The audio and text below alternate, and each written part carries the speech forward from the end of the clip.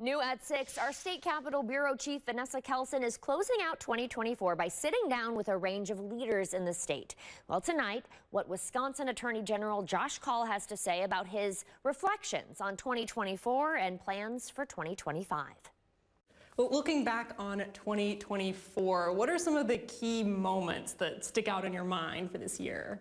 So with respect to fighting the opioid epidemic, for example, we've worked to hold big pharmaceutical companies accountable, and over the years have now helped to secure over $750 million that's going to communities in Wisconsin. There was the shooting at Abundant Life Christian School, and we're learning new details every day since.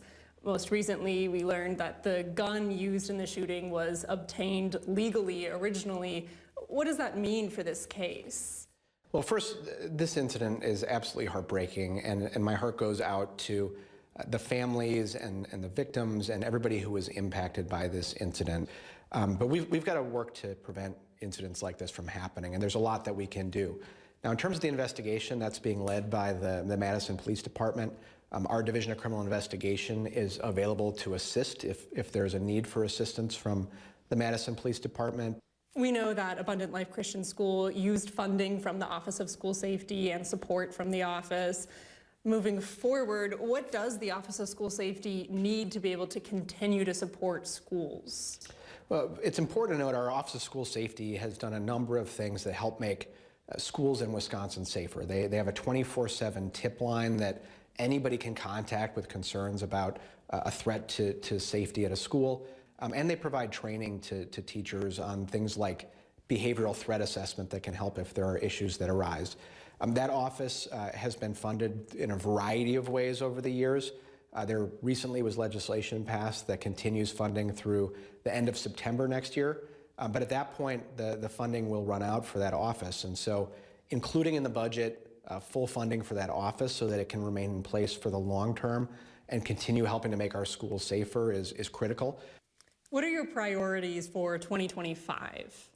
So in the upcoming budget, as we talked about, we've asked for funding for the Office of School Safety. That's one way we can work to make communities safer. But our victim service programs are also facing drastic federal cuts. So we've asked for state funding to support those programs, which not only provide critical services to victims, but also are critical for law enforcement. And then we're also asking for additional resources for our crime labs. They've been underfunded for years. In the last state budget, we asked for 16 additional positions. We got 3, just as an example.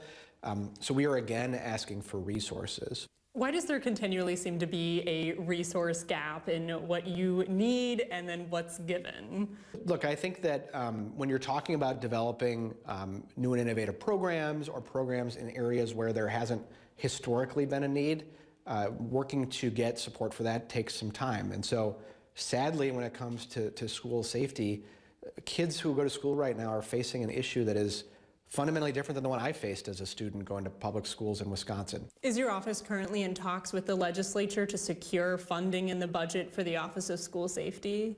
Yes, we've had ongoing conversations with some of the legislators who've made this issue a focus. And so I'm hopeful that the legislators will follow up on that by providing long-term permanent support for that office. Kaul will be up for re-election in November of 2026.